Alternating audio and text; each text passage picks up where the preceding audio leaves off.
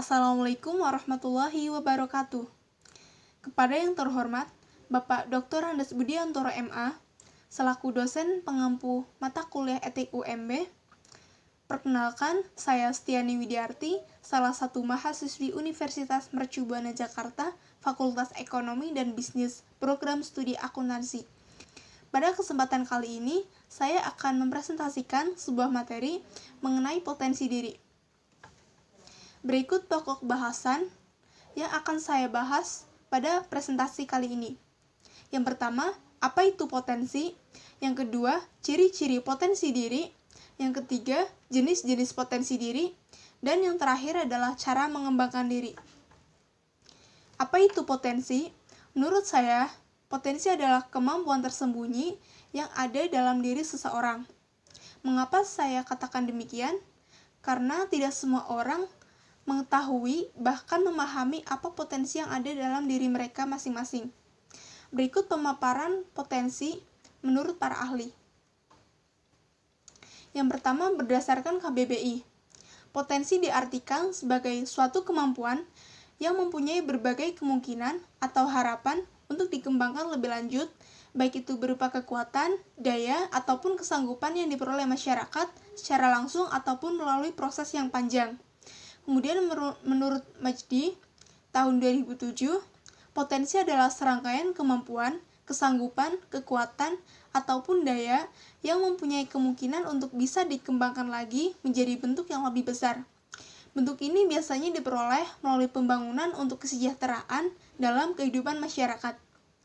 Menurut Beirut tahun 2002, potensi adalah serangkaian kemampuan dasar bagi setiap manusia untuk mampu dikembangkan dan dioptimalkan sebaik mungkin.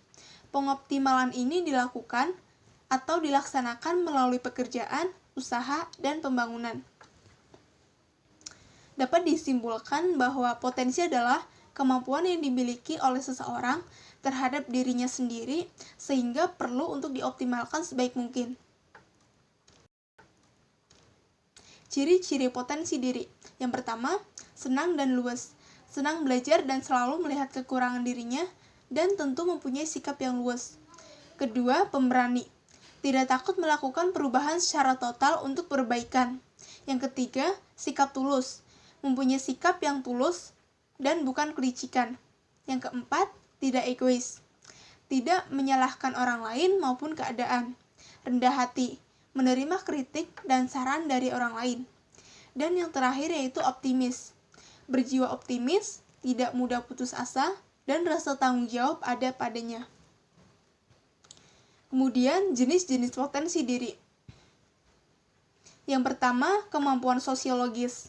Kemampuan seseorang untuk peka terhadap masalah sosial. Simpati dan empati adalah bentuk kepekaan yang dimiliki oleh mereka yang memiliki potensi untuk keterampilan berpikir sosiologis. Yang kedua, kemampuan naturalis, yaitu kemampuan seseorang untuk merasa peka terhadap lingkungan alam sekitarnya. Dan kemampuan musikal, yaitu kecerdasan yang dimiliki seseorang dalam membuat atau menciptakan harmoni melalui suara. Yang keempat, keterampilan interpersonal, yaitu kemampuan seseorang untuk membangun hubungan sosial. Kemampuan ini adalah tentang membangun dan memelihara hubungan antara orang-orang. Yang kelima, keterampilan intrapersonal, kemampuan seseorang untuk memahami dan mengelola dirinya sendiri. Orang-orang yang mampu mengembangkan potensi pribadi batiniah mereka dapat membuat keputusan, membuat visi, dan menetapkan tujuan. Yang keenam, kemampuan linguistik, yaitu kemampuan ini memiliki tujuan luas, tidak hanya untuk memahami teks deskriptif, tetapi juga untuk berbicara, mengadakan konferensi, dan melakukan diskusi. Yang ketujuh, kemampuan kinestik, yaitu kemampuan seseorang untuk menggerakkan tubuhnya. Tidak hanya untuk bergerak, tetapi juga untuk mengembangkan elastisitas atau fleksibilitas dan menciptakan harmoni melalui gerakan fisik yang tepat dan menarik, seperti penari profesional. Yang kelima, kemampuan visual. Kecerdasan untuk menciptakan kreasi visual. Kreasi ini bisa dalam bentuk lukisan atau film, Tidak hanya itu, mereka yang memiliki potensi ini dapat memahami puzzle yang muncul secara visual. Misalnya menerjemahkan makna sebuah lukisan. Kemudian yang terakhir adalah kemampuan logis, yaitu kemampuan seseorang untuk berpikir secara logis dan matematis. Potensi ini terkait dengan kecerdasan dalam kepalanya untuk memahami berbagai hal secara numerik, termasuk perhitungan dan penyimpanan rumus matematika. Kemudian cara mengembangkan potensi diri. Yang pertama, apa yang ingin dicapai dalam hidup?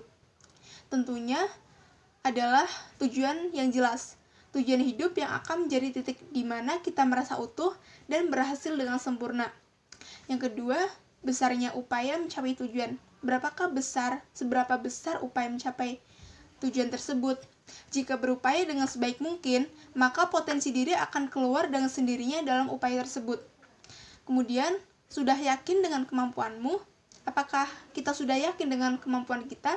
Percayalah pada kemampuan diri dan jangan pernah mengecilkan potensi diri.